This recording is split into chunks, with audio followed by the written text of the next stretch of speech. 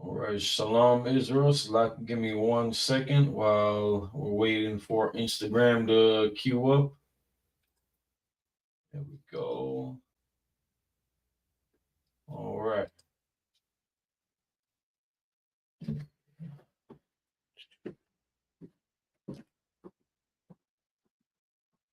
All right. Shalom Israel. Yahbashim Yahshai B'Katham to the brothers. Yah Shemar Latam Bashim Yahshai to the sisters. We are the ISUPK, the Israelite School of Universal Practical Knowledge, established in 1969, 1 West 125th Street, Harlem, New York. We are led by Commanding General Yohana. We are not affiliated with any other organization. Israel paid tithes. And get ready for the Lord's 56th annual Passover, April 12th in Atlanta, Georgia. I know they had one downtown hotel that's already sold and booked up. So you want to make sure that you check out a couple other locations in that downtown area to keep everything kind of centered around each other. You know how the lobbies get.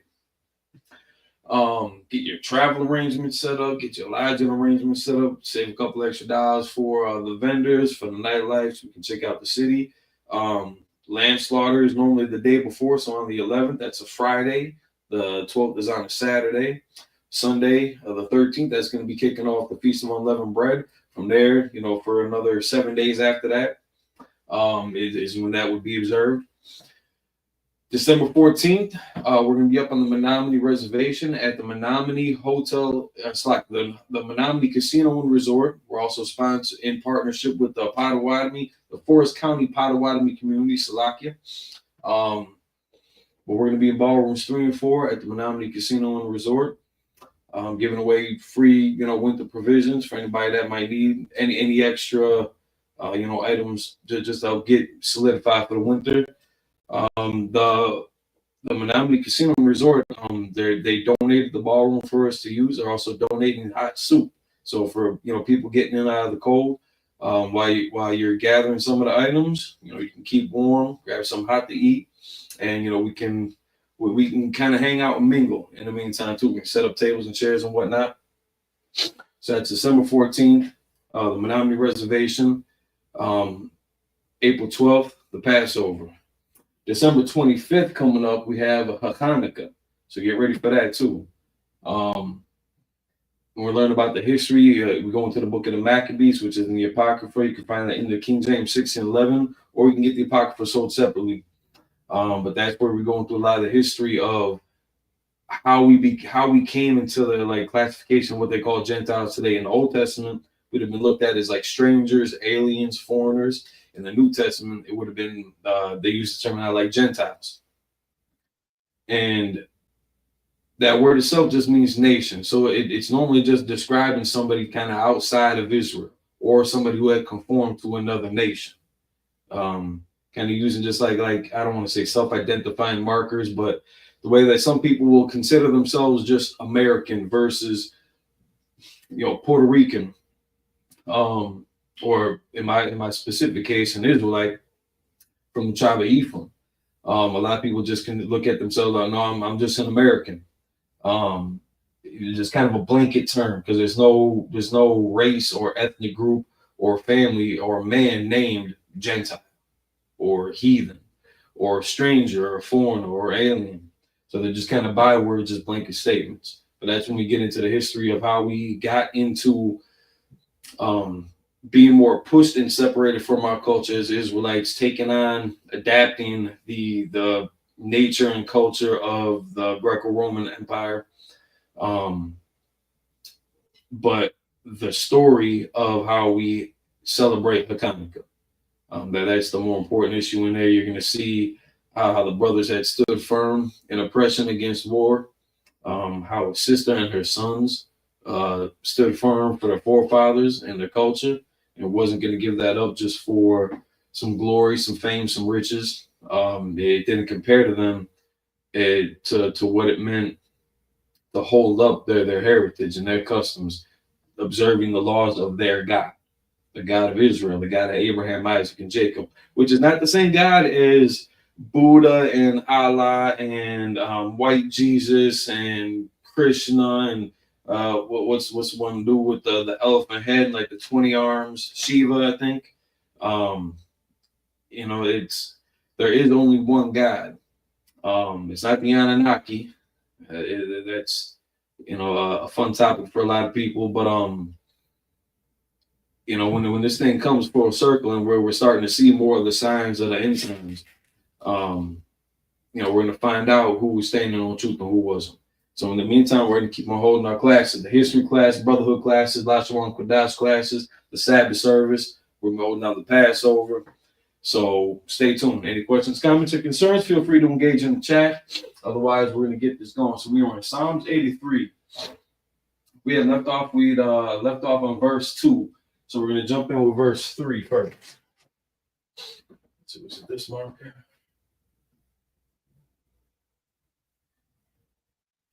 How does that show up? 3? Okay, well enough. So we're going to start off in verse 3. This will probably be like maybe another hour class. We're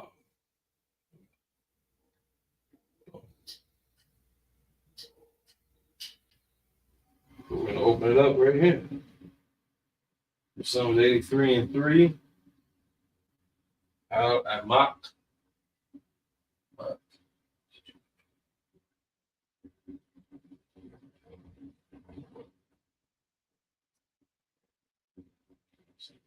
Connected.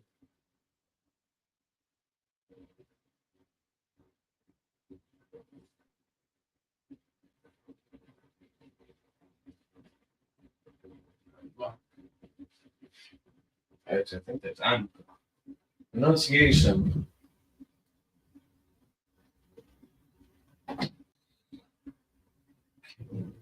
Can be kind of a tricky one to figure out when you're first getting into it.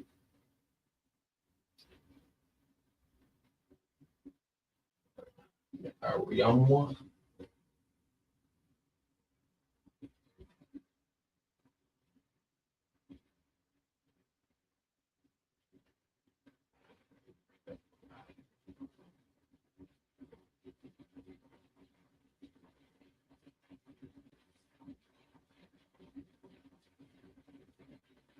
Young.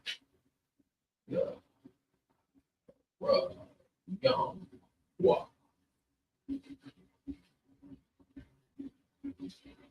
So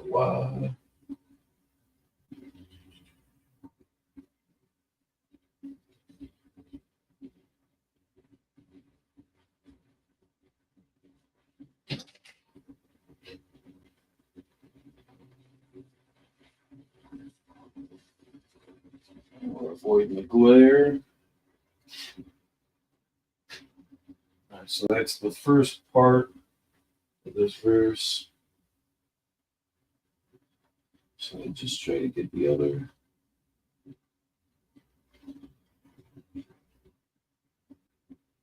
Let's see if we can't fit all this. Why not?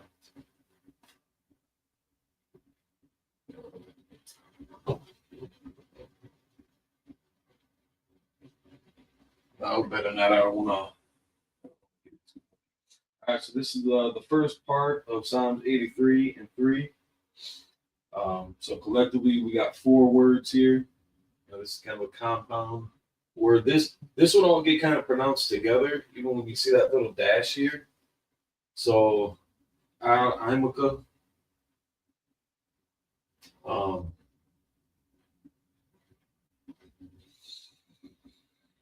The similar to how when we're reading and speaking in English, how the words just kind of run on until we get to a certain period or grammatical pause. Otherwise, it would look pretty seamless. So there might always be kind of a pause in between words just to let you know that it's starting and stopping. But in a case like this, these would generally get pronounced kind of together. ISUPK when you're reading it. ISUPK. Yahweh Yahweh, Sawad.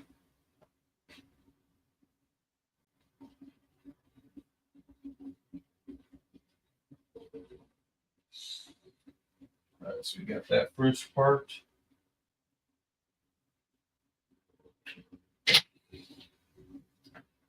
And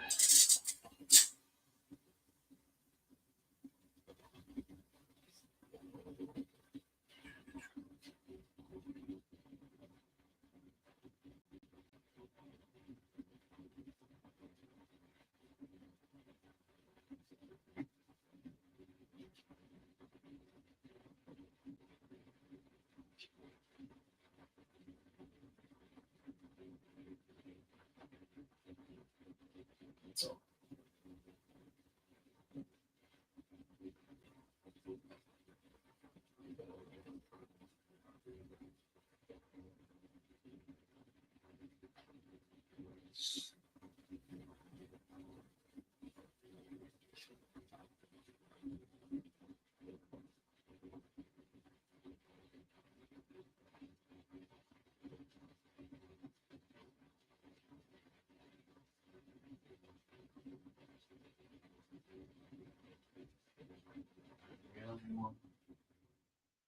so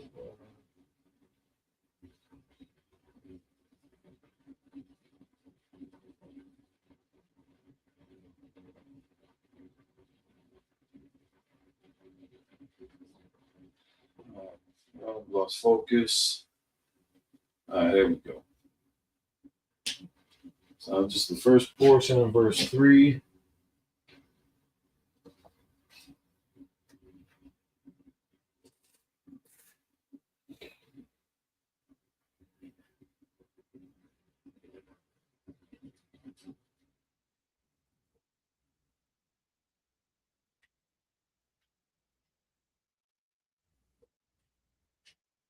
So like, I'm just trying to get this cap on. So now again, just reading it kind of linearly. In Hebrew, going from the right to the left. But in the Hebrew, similar. I always compare it to Spanish, in the sense of how, some of the like the words would be kind of out of order, in a sense. So, for example, it starts off here, al IMUPK, but this is actually, um,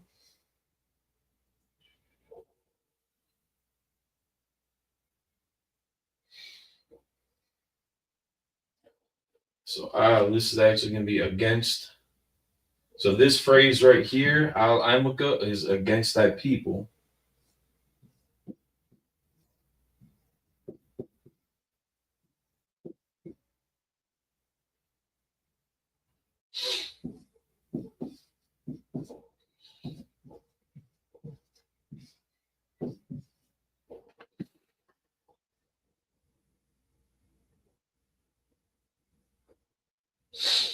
Like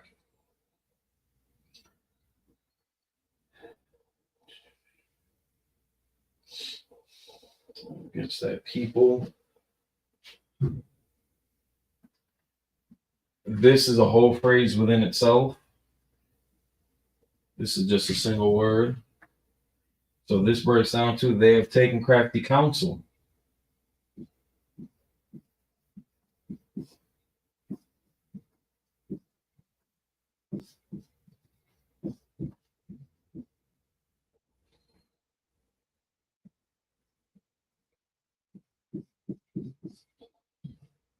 Oh, my fault. They've taken crafty. So why is counsel? Oh, I'm about to go right into, no, right over.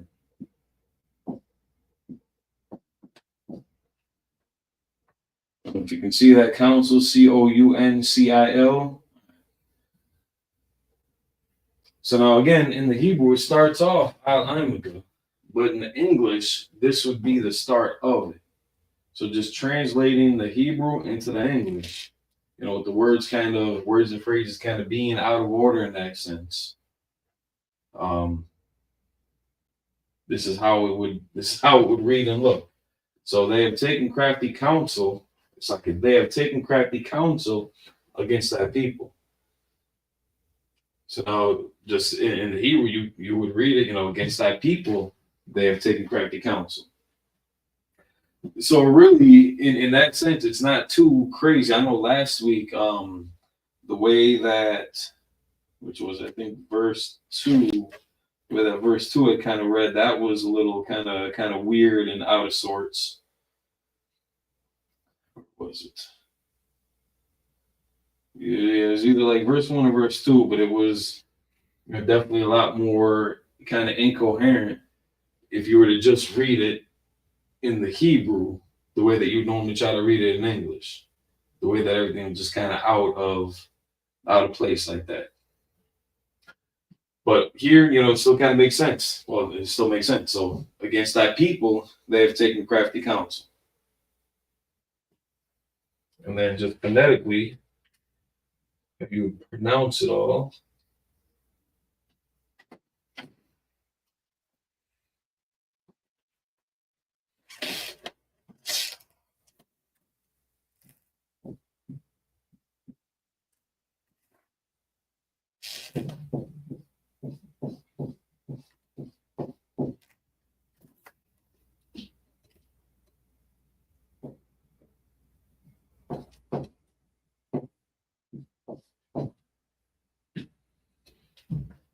well, I'm okay.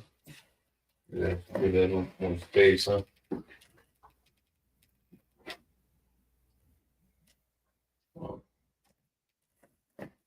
The I'll, that gets pronounced together. So I'll, as in, kind of how you would see,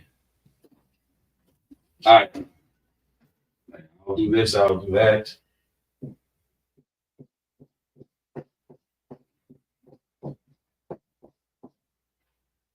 I'm good.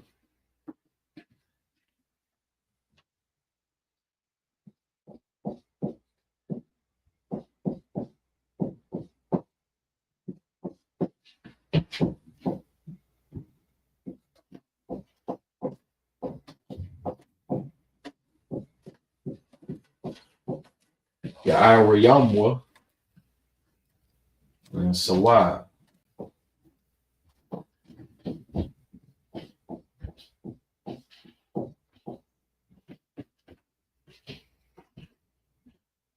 I'm good. Yeah, I were Yamwa Sawa. They have taken crafty counsel against thy people.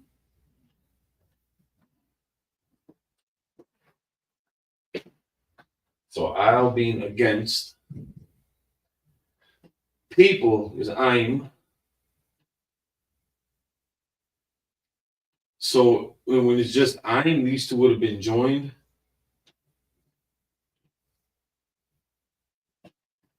And then the ka, making it plural. Making it plural possessive. Well, Salaki. Making it possessive. The people part's already plural, Salaki. But the ka at the end, making it possessive for thy.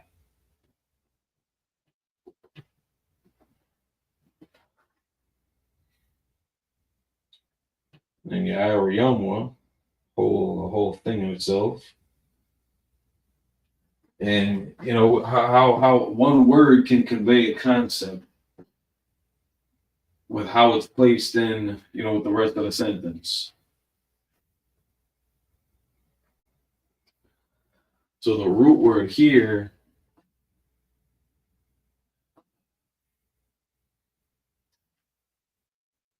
well, it's Iram.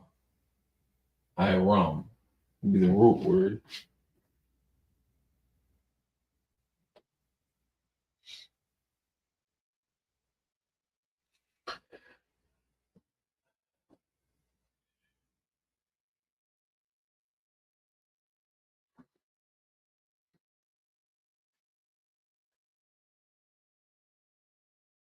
So that yum, again, making things, I don't want to say just making things plural, because the main focus here is crafty.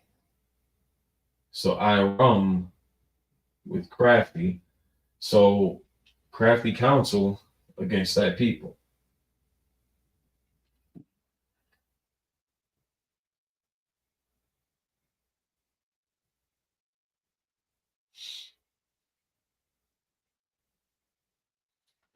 Leave that up there for another second.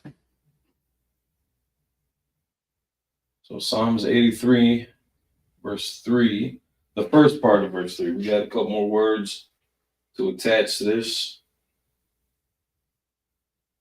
So Iram, crafty.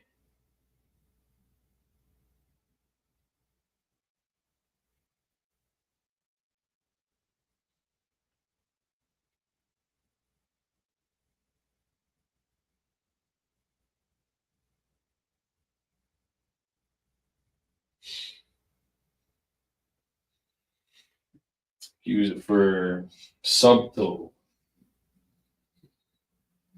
prudent, beware. Just other words that you can see how they end up using it in different verses. Take this down.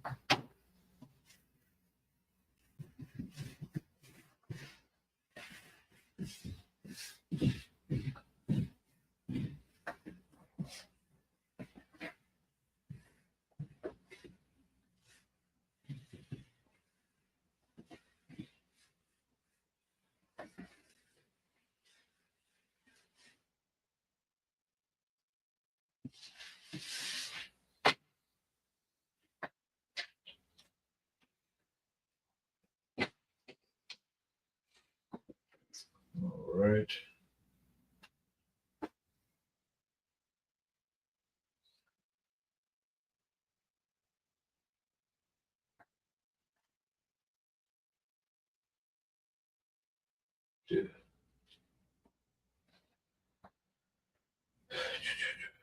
What?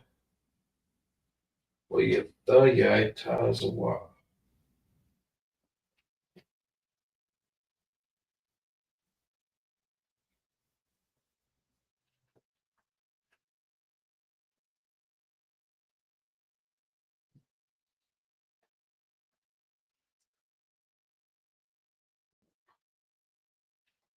Paleo.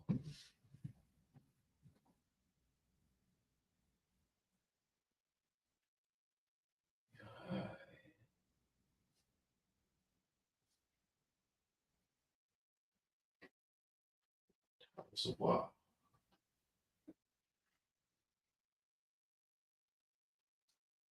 I'll tell the Pawanya.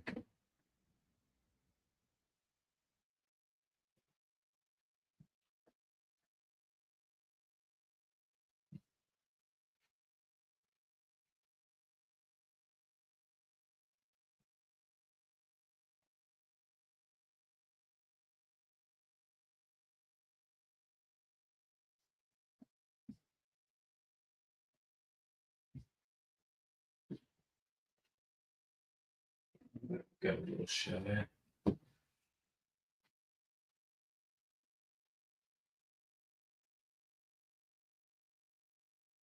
There we go. That looks better.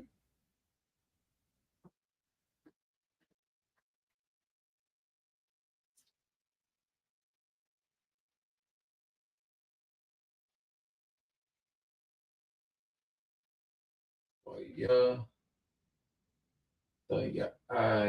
Tazawa. All these characters getting pronounced independently. Tazapawan Yaka. So the Y and the Na getting pronounced together.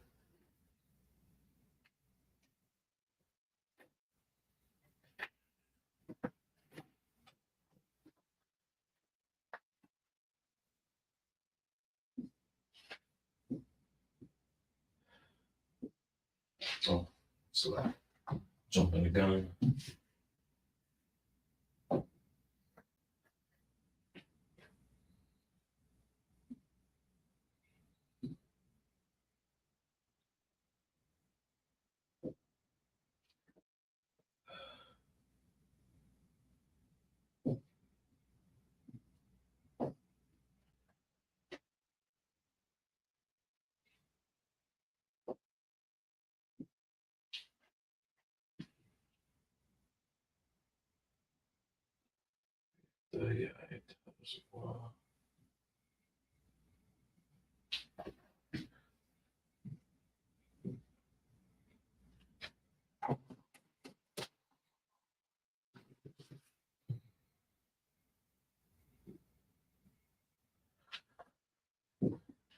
All right. Oh.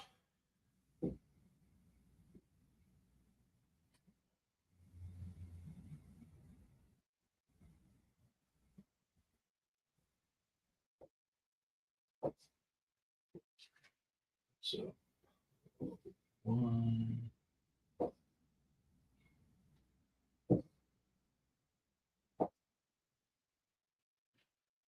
I'll tell you for 1 year ago.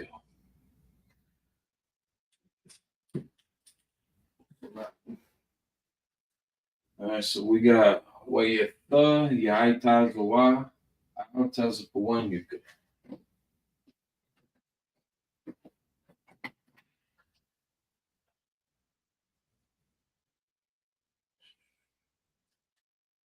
So now this one is going to be and consulted. Where that came from. And consulted. So last time we had seen this one is against.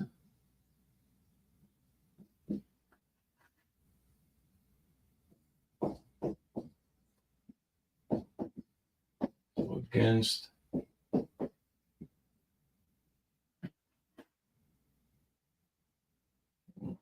Space that out a little.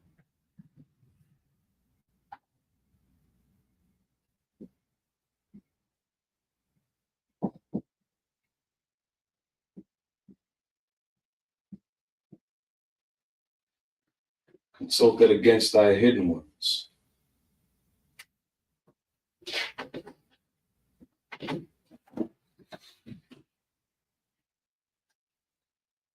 So it's gonna be pronounced. So well, it's gonna look like this. Yeah.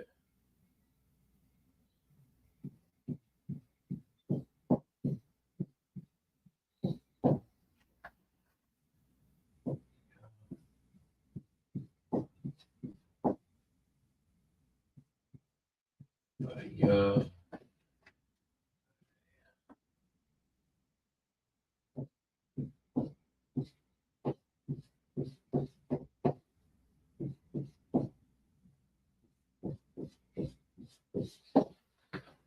Wayetha Yaitazawa.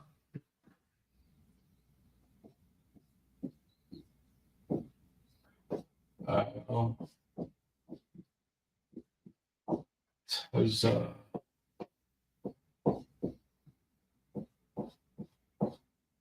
one.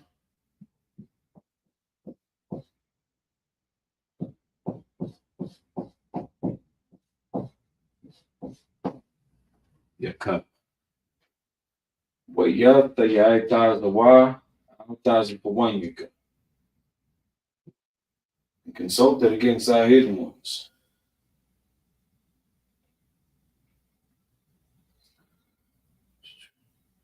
So this whole verse 30 in verse 3, they have taken crafty counsel against thy people and consulted against thy hidden ones.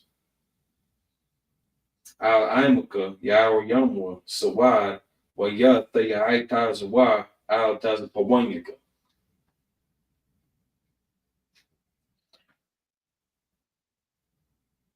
One of these days you can actually see me trying to block the layer. It doesn't do us too much good either though, huh? Well, it's a little bit better. Makes it a little bit cleaner. Then we still got that TV glare.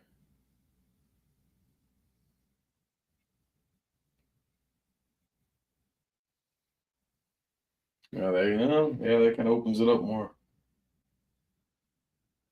I'll leave this up for another couple seconds. So yesterday, what we had covered, not including the initial part where it says a song or a psalm of a sop, we just went straight into the verse without the kind of introduction that it yields. So keep not thy silence, O God, hold not thy peace, and be not still, O God. Verse 2, for lo, thine enemies make a tumult, and they that hate thee have lifted up the head. Verse 3, they have taken crafty counsel against thy people, and consulted against thy hidden ones.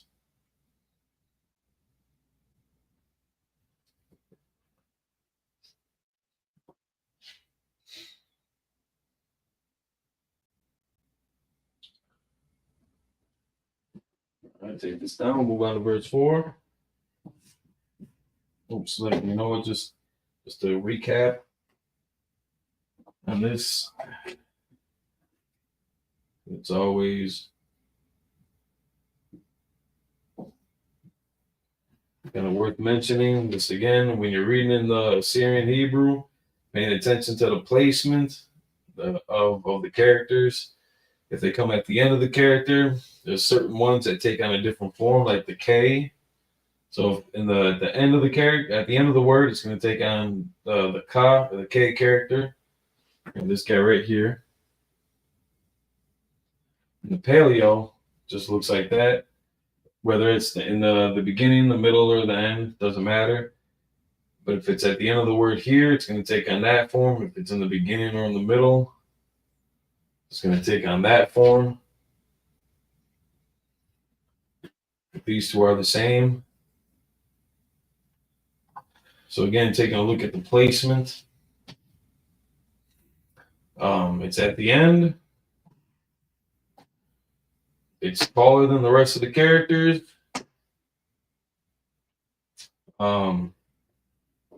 So if you were to see, this, for example, that's going to be the Ka, that's going to be the Da.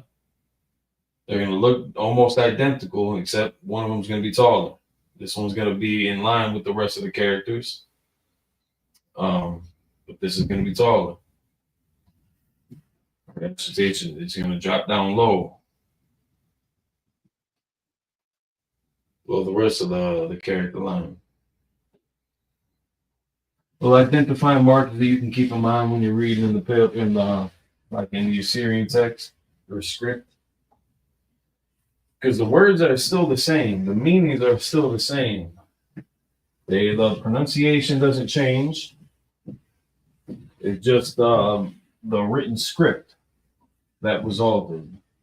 So it didn't look as because the paleos pictographic.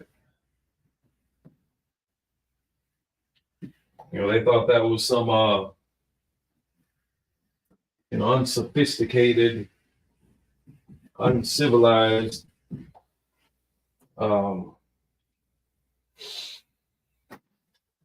unsophisticated, uncivilized approach to it. If you look at the English, the current English alphabet, those letters don't mean anything.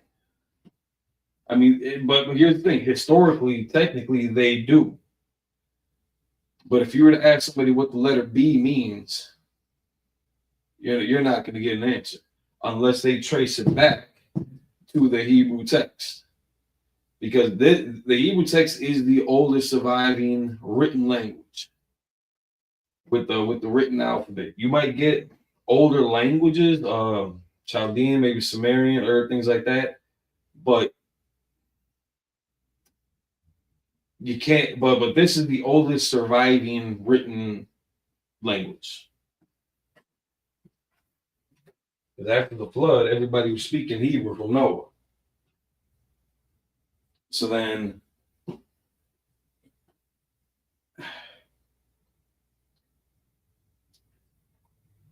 that point on, after everything had spread out, is when you start having different, and families started separating and building their own kind of culture and their own style. That's when we start getting, different dialects like that.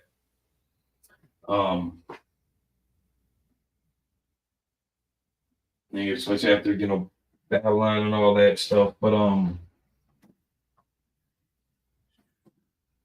yeah, the Hebrew is going to be the oldest written language.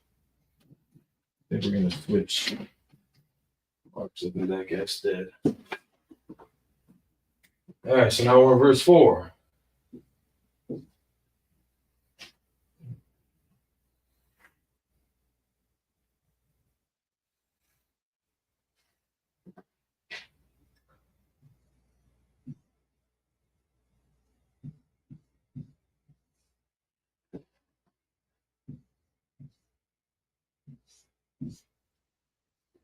Amarwa, La Kawa,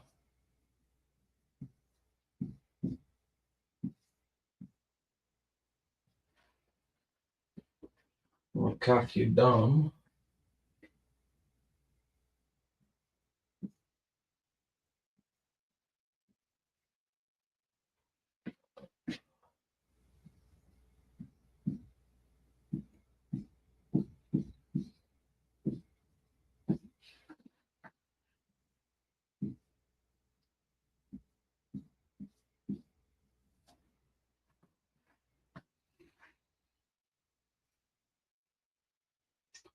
Medallion, we can fit that here.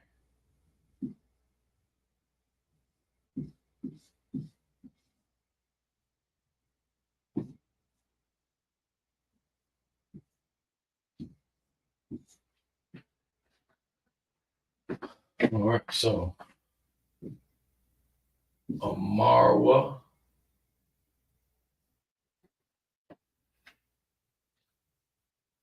LASHAWAN. Wana. Yadam. So those will be joined.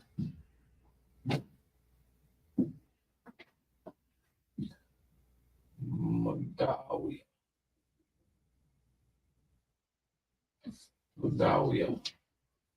The majorities are getting pronounced independently. Except for Amarwa and Wanapakidam.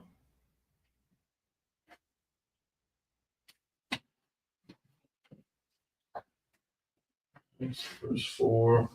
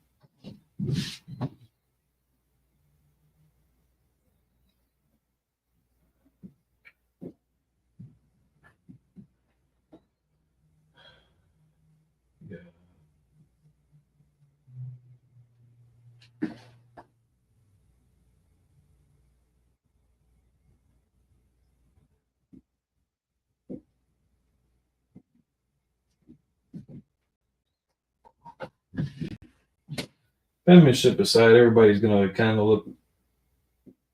Everybody's gonna be about the same way.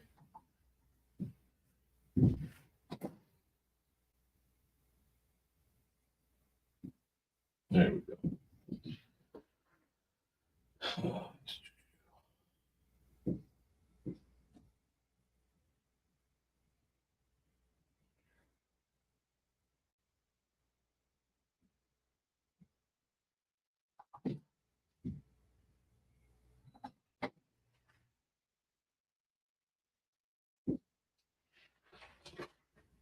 All right.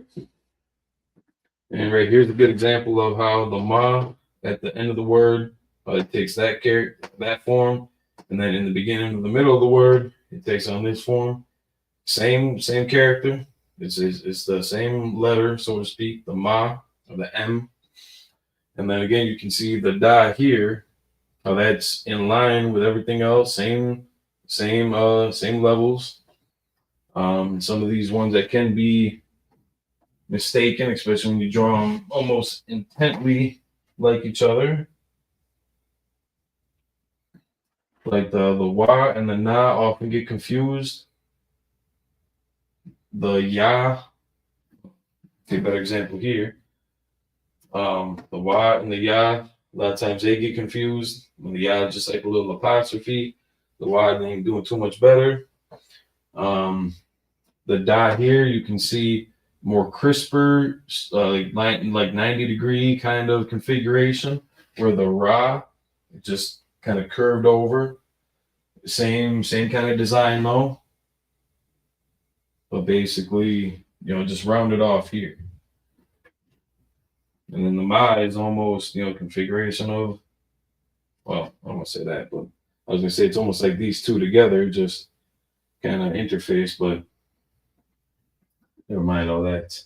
And then you can see the ka here and here, how it's still almost the same thing.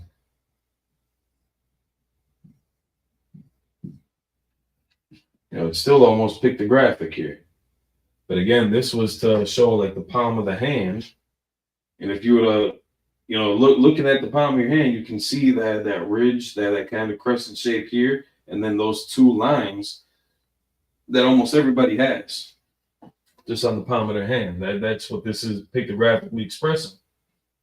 You don't see that with this, and you sure as hell don't see it with this when it takes on that form. So again, this was supposed to be more civilized, more proper, more acceptable, not as savage as our pictographic approach to it. But the words are still the same, the pronunciation is still the same, characters take on a different form. Not the end of the world. But to translate this portion, all right.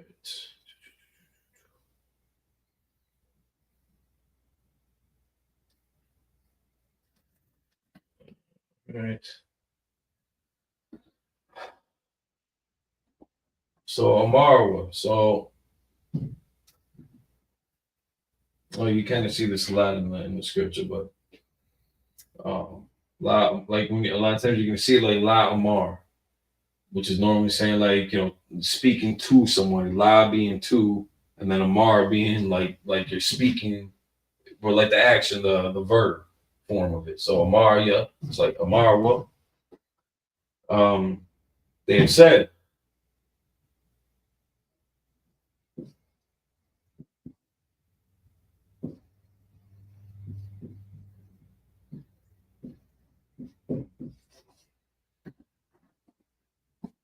come, Nakua.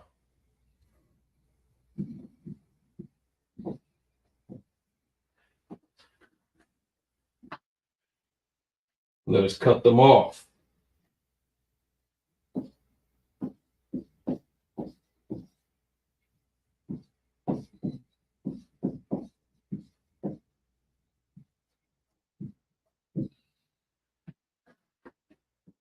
And then this word, again, we're going to get these words that are whole phrases in English.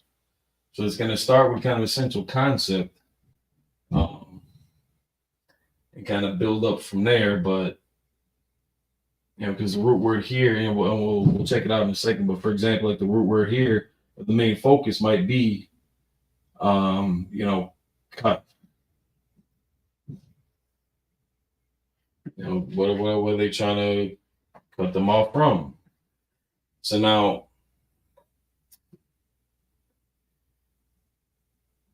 in Hebrew, the word for Gentile, or the word for nation, which is the same as the word for Gentile, you're going to see is goy. Goy. Or we would say Gaulian. Goy in Greek pronunciation or Yiddish, so to speak. But if we're talking about like nations, plural, Gaulium. But here you see taking a form of Gaulium. But this is talking about from being a nation.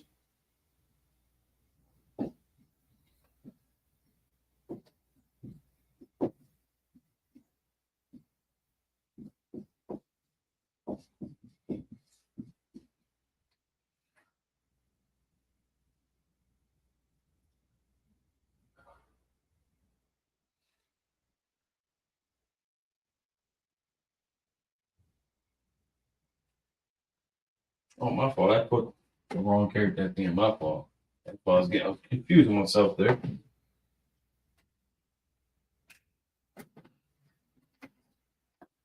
Dawiya.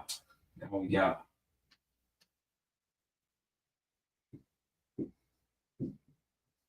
There we go. It's like the root word here. Gonna be Goya. Gaulia in Hebrew, the correct pronunciation. A lot of people trip over pronunciation in the different languages. If the meaning doesn't change, you're not offending. If all you know is Yiddish, if all you know is English, if all you know is Spanish, and you're trying to convey the same message, and you don't know the Hebrew, using that tongue, whether it's native to you or not, it's perfectly acceptable and okay. Because a lot of people trip over like the name Jesus. In Hebrew, it's Yahweh. From Hebrew to English, well, from Hebrew to modern English, it would from the Old Testament, it would translate into Joshua. If you're looking at the Greek into modern English, that would translate into Jesus. It has the same meaning, no matter what the language is. So the point of it is to convey the same message. But just a lot of people kind of trip up on like the semantics of it. In their sincerity, I'll give that to them though. In their sincerity, with the idea of being more attached to the culture, to the history of it, that ideally that's just their preference. Your preference is okay, but you don't want to push that onto other people, especially while they're trying to learn. So now to see how this is gonna get pronounced, let's see how this one does. That's about dead.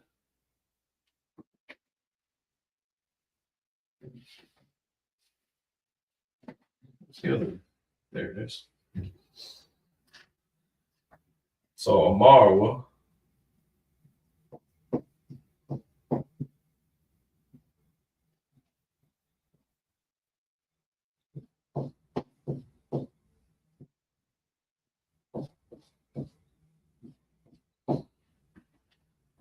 Marwa.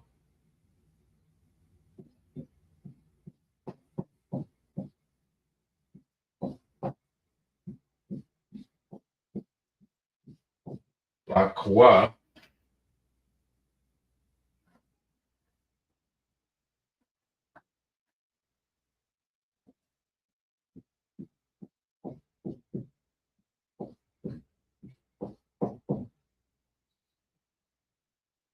No.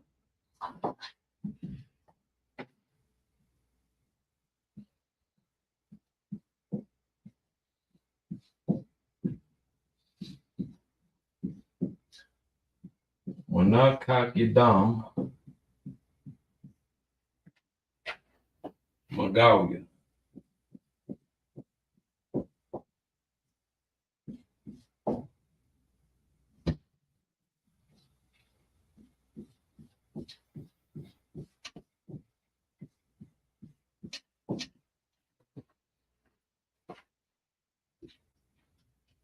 Wanakakidam Magalia. Amarwa Lakwa Wanakakidam Magalia.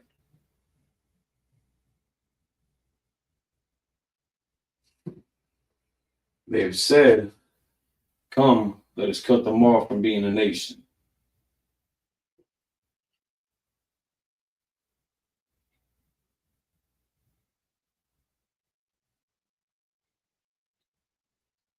So again, the root concept here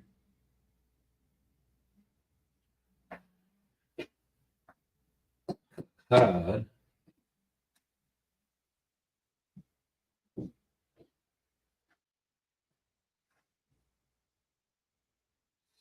and it's to hide, conceal, cut off, cut down, be hidden, to cover, to hide, annihilate.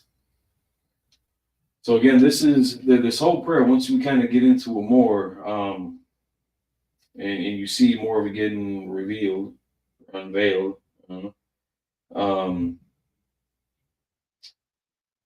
the concept that's being expressed here is, protection, justice. Keep not thou silence, O God, hold not thy peace, and be not still, O God. For lo, thine enemies make a tumult, and they that hate thee have lifted up the head. They have taken crafty counsel against thy people, and consulted against thy hidden ones. They have said, come, and let us cut them off from being a nation. So this is the counsel that they're having. So they are plotting against the nation of Israel to cut them off from being a nation. They took crafty counsel. We just read in verse 3. They have taken crafty counsel against thy people. Israel is God's chosen people. We're not God's chosen people in spirit. Everybody, all human beings, all mankind, everybody coming together is one. We all bleed red, all that shit. Israel is God's chosen people from the jump. Well, I shouldn't say that to be correct. Abraham, Adam, Abraham, Isaac, Jacob. But it's always been from the same family line because we can trace from Abraham to Yahweh to us to today. But this is what's being conveyed here: a prayer for that protection, for that justice, because we're asking the Most High, be not silent, not that peace, be not still. Like, don't, you know what I'm saying? Like, don't not take any action. I want to see justice for the crimes that have been committed against Israel. I want to see justice for that. I don't want a God that's going to be all peace and love about it. Let these violent crimes continue without any repercussions for the offenders, because the shit what they're doing is against the laws of God, and they're doing it against God's people. So even if you wanted to take the concept of, everybody is God's people, we're all children of God and all that, the things that are being done today would be against the laws of God. Nobody should be addicted to drugs. Nobody should be a victim of human trafficking.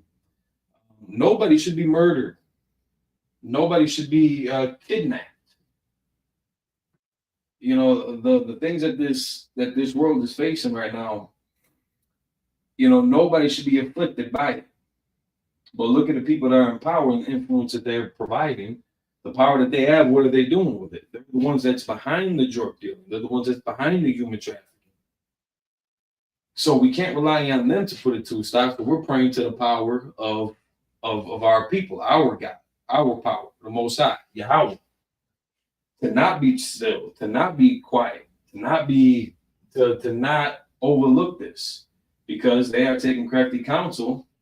They have come and said, let us cut them off from being a nation. They trying to destroy us as a whole people. They took our identity. They made a mockery of our scriptures. Because now apparently everybody's a damn scholar on it. If you go on Facebook, man, everybody's a scholar on the Bible. And then everybody's also going to say it's not open to private interpretation, but then they're going to give their own private interpretation, but their interpretation is exact and true, because they're going to follow it up with, well, you can't take your own private interpretation on, even though that's just what they said. And that's exactly what they did. Oops, like, still in verse 4 here. That's the problem with the internet too, man. Most people should not have a connection. It does them no good.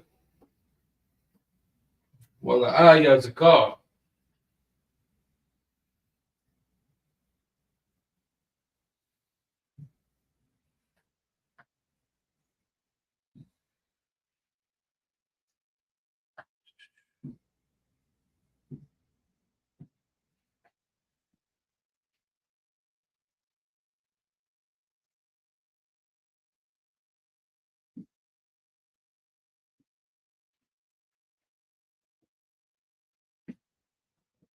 Shem Yasha'Allah.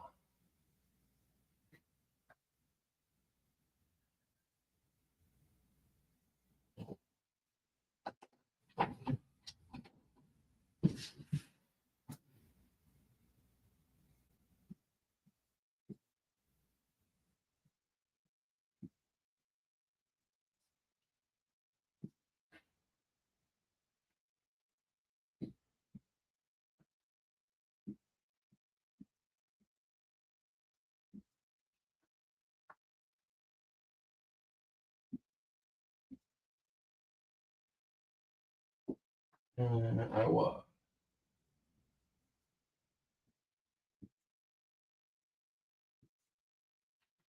See how that looks on camera. Okay.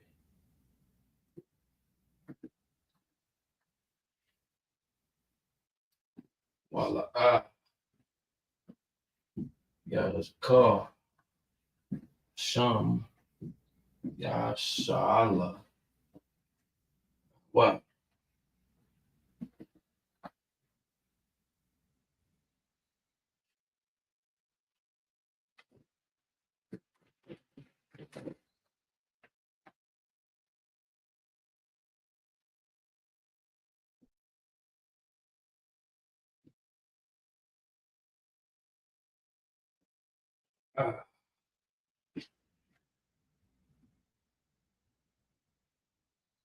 Straight down.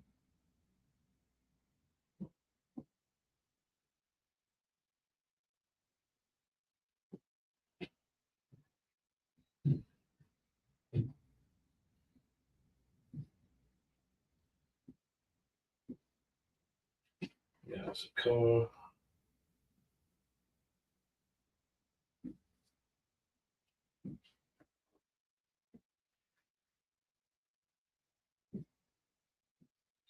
The Shah is another character that you can kind of see the correlation between.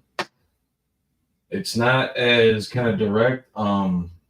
This was a depiction for teeth. This is maybe a snaggletooth. I don't know. You want to call it that?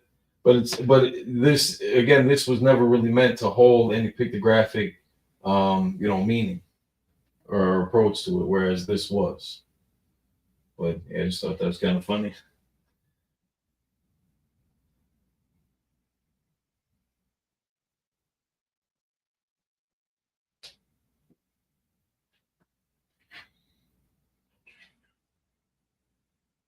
Sham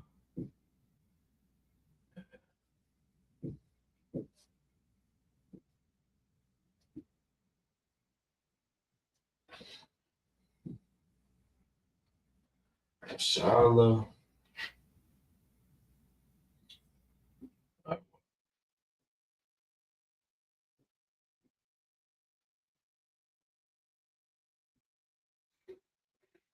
And to be honest, so like when you're reading in the Assyrian script, when I draw the K character, the Ka at the end, this is more dramatic than what it would actually look like in the script. It's gonna be a lot closer. So if I was to do it to scale, probably gonna look something like that. So again, if you were to see these two characters right next to each other, the Da and the Ka, I don't know what you can see that on the camera. Yeah, there's just like a little cut there. But the Da here and the Ka down here. It's not going to be as dramatic as kind of how I make it when I'm writing it, but just to kind of emphasize the height difference. It's gonna there is going to be once you get more trained with it, you're gonna notice a significant difference in between the two forms, but it's I don't know, something to point out, something to think about in your studies, identifying characteristics. So now they have said, "Come and let us cut them off from being a nation." So now La'a is no, La'a no, not um Wala, and that configuration, because the way they have it is it's representative of that and no. So, but yeah, okay. Sham is name. Yashala, Israel. Yazakar, so maybe.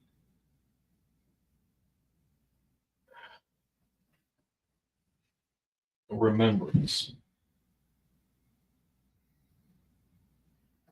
So this is going to be, they're kind of setting this up as a phrase.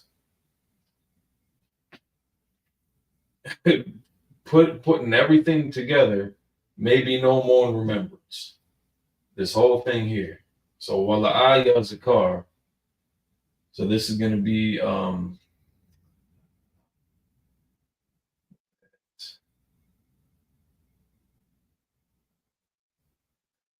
It's kind of inconsequential to put that in. The name of Israel.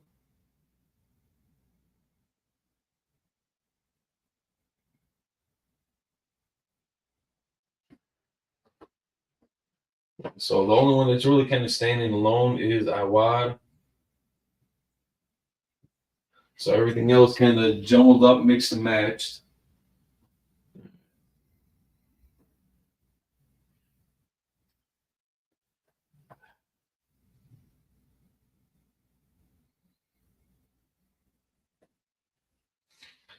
Because the way they have it, like if you were to see this, if you were to open up a blue letter Bible, I don't know how close we'll be able to get. But you're going to see, let me go from this side.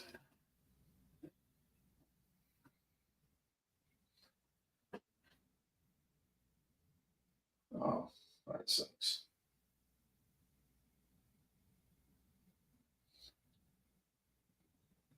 You know, let me pull it up on the computer instead of just trying to use my phone. And we got a whole glare going on right now.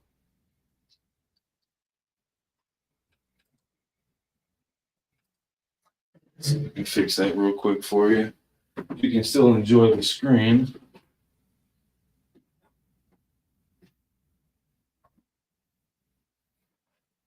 I get this zoom back in. What if I broke it with the phone?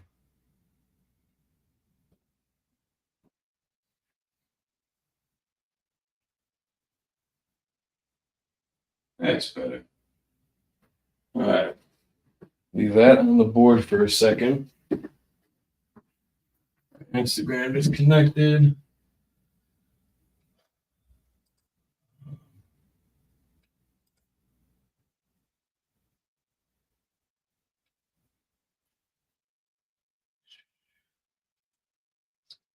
I'll do that. All right.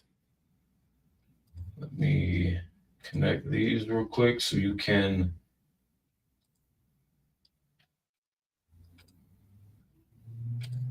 see what's all going on here. All right, so using the blue letter, we are in Psalms 83, verse 4. Oh, verse 5. There we go.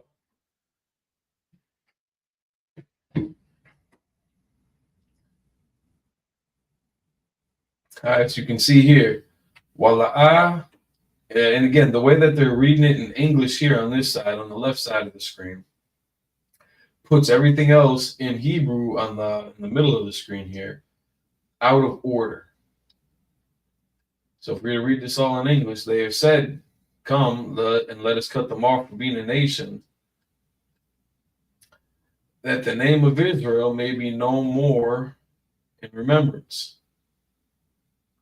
So they have "maybe" and "in remembrance" lined up with Zakar, or in this case, I should say Yazakar. Now, if we just look up the word itself, the emphasis is in remember.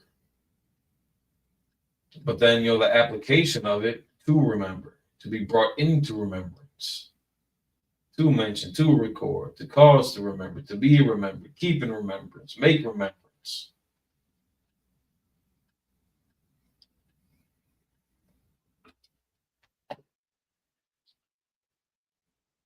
Going back.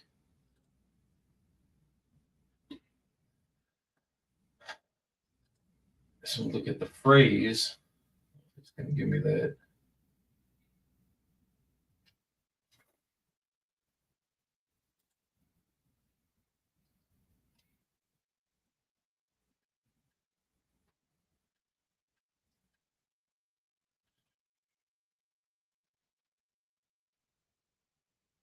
Where did it go?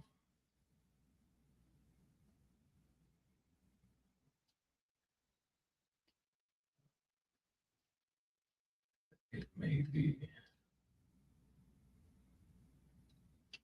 All right, so you look at the phrase that it may be well, you know, the concept here is going to be focused on well. Yatab, be good, be pleased, and be well, be glad. So again, just in English, trying to make sense of the phrasing, the whole thought process of it. You know, they add the English words may be well, maybe into well. Otherwise, it's going to read almost like something primitive. I mean, Hebrew is a very how would I say in its core, at its heart, Hebrew is a primitive language. It's very straightforward, very direct, very simple, very basic. That doesn't mean that English is more complex, sophisticated, advanced. English is an amalgamation of, you know, pretty much all the different cultures. This is modern day Babylon. You know, a whole mix of different languages, cultures, people, things like that. So it just gets more confusion. It causes more confusion. Whereas the Hebrew, it really does just keep it simple. But in English, you got to add, you know, certain things, little odds and ends to make sense of the concept. So just going back, so they're applying maybe to remembrance. Kind of give it the qualifier of like the action, what the intention of what's being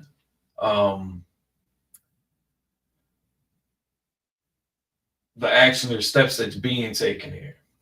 So when they took crafty counsel to cut them off, because again, kahad here are,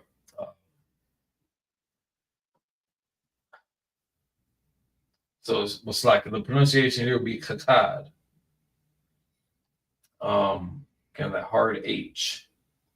And again, we had looked this up, and this was to be cut off, like that's the action that's being performed here, and let us cut them off.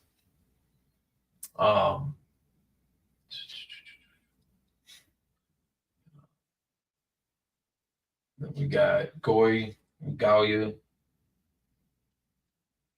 again for nation, people. So everybody usually of a non-Hebrew. But it just depends on the context, because Hebrew can apply to a lot of different people, because that's kind of like the language descriptor. Just like you have a lot of Spanish speaking nations, but they're not Spaniards. You know, it's Central and South America, perfect examples. You got a lot of Spanish speaking countries in Central and South America, but they're not of Spanish descent. They're not of Spaniard ancestry.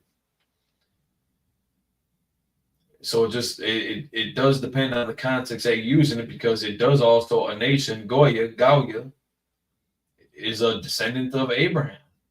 It's talking of Israel, the people, the nation of Israel. So to say that you can't use, you can't, like the Bible never describes Israel as Goy. Again, that's what the Yiddish pronunciation would be, or the common kind of acceptable pronunciation. It's usually Goy is how I hear it. The context does matter, because you could be talking about an Israelite, or you could just be talking about somebody else, because the blanket application is just nation, people. It doesn't have a positive or negative value to it, really, but just depending on the context. So again, you can see here how it's being from the English. If we were to look at it in English compared to how it's written in the Hebrew, the words get kind of skipped around, because it should be Wala'ah, and then down here Yazakar, and then Sham Yasha'ala, But in English, in order for that to make sense, that the name of Israel may be no more in remembrance. And more is at the end of that thought.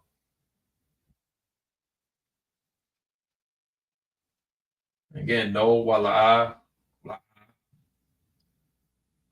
no, not, things like that. But you can see how I wish I could make this a little bit smaller so I can fit everything in at the same time. It'll be a problem for another day to figure out. But again, you can see how it gets kind of mixed up in the Hebrew to make sense of it in the English. Otherwise, when we're about to write this out, again, it's going to look out of sorts. That's going back to StreamYard. Okay.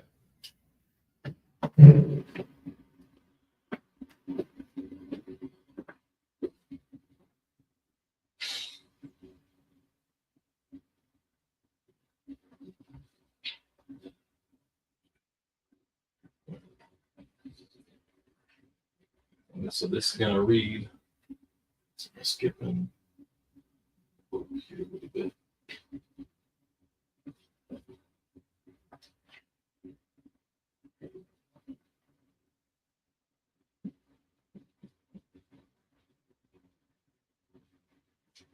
Name of Israel.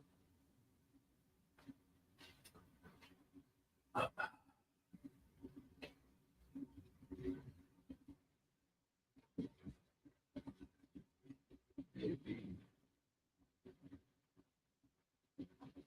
no more and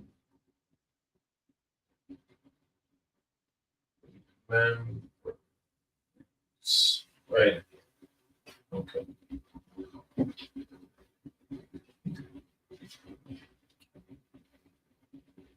So again, no, remember, name, Israel, more. So if you were to just kind of chop it up like that, you know, we can see how that concept translates into the English. Because this is in reference to verse 3, the crafty concept they have taken. Because they have said, come and let us cut them off from being a nation.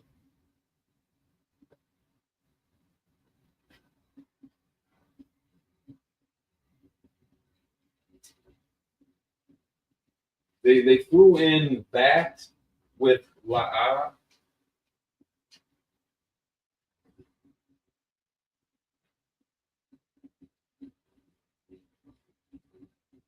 Like, again, if you open up the blue letter, it's so weird when they do that.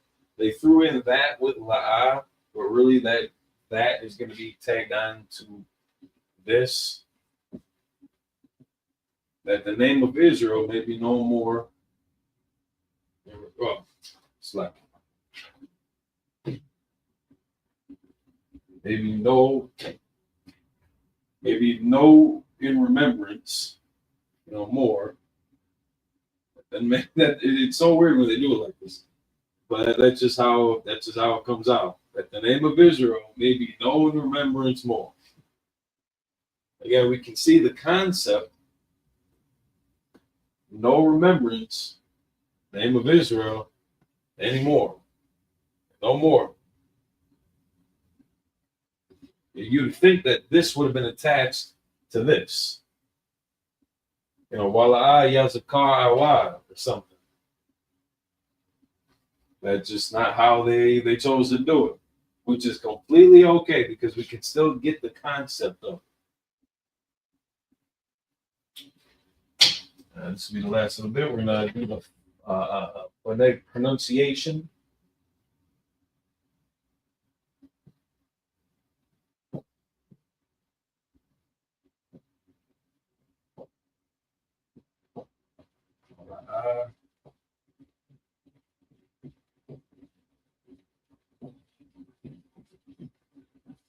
Car.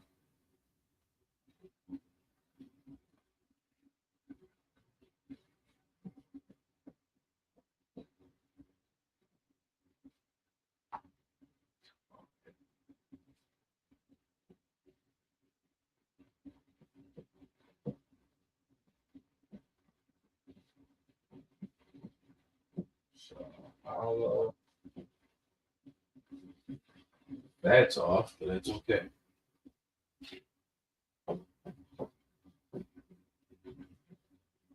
Wow.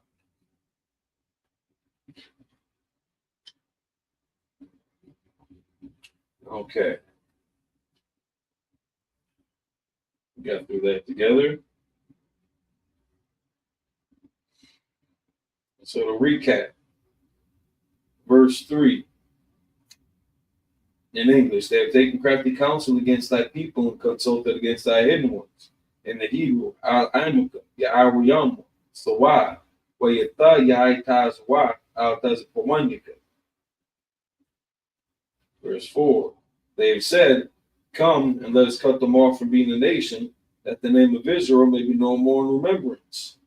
Amarwa Lakawa, Wanaka Hidam, Magawya, Wala Aya Zakar, Shamya Sha'ala, Awa. So again, this is the counsel that these other nations are having against the nation of Israel, God's chosen people. In what is it? So next week we're going to get into, depending on how far or how long I hold that class, might just be another hour. But we're going to get into who some of these nations are. It's not going to be all of them in that first rip, but it's going to start off with the first handful. Based off if you've ever seen any of the UPK classes, when you hear the names like Edom, Amalek, Ammon, things like that, the table of nations today can be traced back to the biblical identities.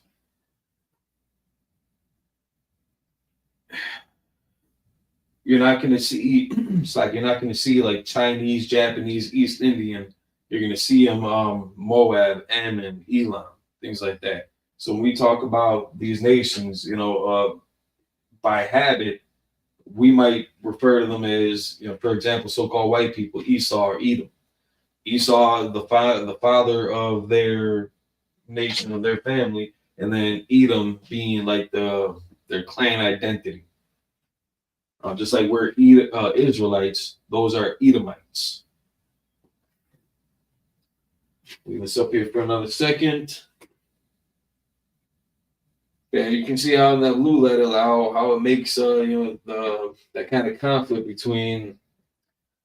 Well, again, you can't really say conflict, just the grammatical setup. That's just how language works sometimes. And again, with as funky as English is, what else do you expect from it? That the name of Israel may be no more in remembrance. This is the crafty counsel that they've taken up against God's chosen people. And so also real quick, before we head out, one thing too that a lot of people mess around with Israel. They always want to say this is a combination of ISIS, Ra, and El. 3 different African gods, which is bullshit. Because if you look into, all 3 of these mean something different, right? So when you look into the actual breakdown of the Hebrew, starting from here, so Yad Sha'ala, that's what you would have to break down. It's like that's a little, that red didn't really do shit. Yad Sha'ala, that's what you would have to break down. You can't break down Israel into I guess these might be considered African dialect, but I don't think ISIS is how it was pronounced, originally. But it's just the English equivalent of it. So you can't take an English word, try to break it down using English words to convey to connect this to African deities, when in Hebrew it has nothing to do with that. I or he, prince, power.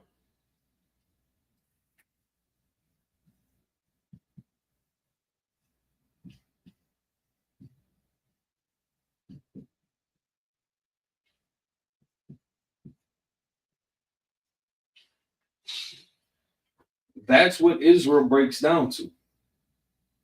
I'm a prince of the power. We are princes of the power. So you can use that kind of interchangeably or plural. You ain't got to say, you ain't got to really change that out if we're talking about us collectively, or if you're just talking about you as an individual, or if you're even talking about your brother. Yeah, that brother right there, that's Israel. In that case, I'm just saying he's a prince of the power. But there's no way that you can break this down into Isis, Ra, and El. In English, you get Israel as the pronunciation. In Hebrew, Yasha'Allah. So that's not too far of a hop, skip, and a jump away from each other. Yasha'Allah, Israel. That's not that far.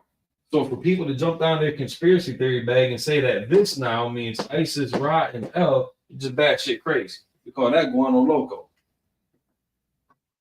Yeah, it's guano loco. Batshit crazy. Yeah, just want to throw that out there. People get all excited over Israel, Isis, Ra, and El. Egyptian gods. Who cares, dude? Where's Egypt now, man? Where's Egypt now? I hope it's keeping Polite and Malachi Z. York company in jail. The two of their hardest hitting representatives are locked up for some weirdo stuff, man. Egypt will not benefit your life at all. All that 5,000 years of history and culture, they didn't do nothing for those men. So with that, so out for everybody that was joining us, we had a couple people in and out. Again, any questions, comments, or concerns, feel free to engage in the chat. August, or slacking, where August already passed, we ain't got to do that again. April 12th, Atlanta, Georgia, the Lord's 56th annual Passover. Get your travel arrangements, get your lodging arrangements, save up a couple dollars so you can have some fun while you're out there too. The Passover is on the 12th. Unless we get any updates, the Passover is going to be on the 12th. Then, so it's a Saturday the 12th and the Sunday the 13th. That's going to kick off the Feast of Unleavened Bread. December 14th, Operation Reservation. This is the UPK and the Commanding General Yana, the 4th annual Operation Reservation Winter Provisions Clothing Giveaway. So we're going to be on the Menominee Reservation at the Menominee Casino Resort in Kashina, Wisconsin. You can hit up I don't think a link tree is on here, but yeah, you can hit up the school, contact that number on the screen. Any questions, comments, or concerns concerning the giveaway? If you have any donations you'd like to make to it, monetary, or if you have clothes that you'd like to send out, everything would be accepted. December 25th, we got Hanukkah. So get ready to explore one of the origins of one of our high holy days that Yahushua also celebrated and observed. So you might know it as like the Feast of Dedication. This is going to be the Feast of Hanukkah. We're going to get into the history of the Maccabees, of the sister and the 7 sons, how our culture and practices, our language, our identity was outlawed. It was deemed even a criminal act. And then you're going to see how that division between our identity and then social, social acceptance, how that just grew wider and wider. Again, a lot of people are comfortable just being called American. They don't care about their heritage being an Israelite. They're an American. They celebrated 4th of July. You celebrated the murder of your people if you would have sat down and ate turkey this year. And people are comfortable with that because of the dominant narrative that's constantly being pushed. The propaganda behind it. They got a lot of money behind it. They made a lot of money off it too. I had to run to the store on Wednesday. I went to the store on Wednesday and it was packed. It was stupid. I'm sure today wasn't too much better at a lot of places, Black Friday and all that. Take advantage of it though. Take advantage. If they knock 60% off of something that you couldn't get prior to, go get it, man. There's nothing wrong. There ain't no sin against that. But your ass better not have sat down and ate no turkey. or any food. Some people will substitute it with a Cornish hen or I don't know, a meatloaf or something like that. It's the reason why they gather in the first place that's wrong with it. But you can definitely check us out next Friday. Next Friday, ISUPK LASHAWAN QADASH. We're studying in Psalms 83. This was part 2. We're gonna get into part 3. We're gonna look at verses 5 and 6. So with that, again, thank y'all for joining us. Shalom, y'all Bashem Yashai, brought thumb to the brothers, y'all Shamar Latham Bashem Yashai to the sisters. Shalom.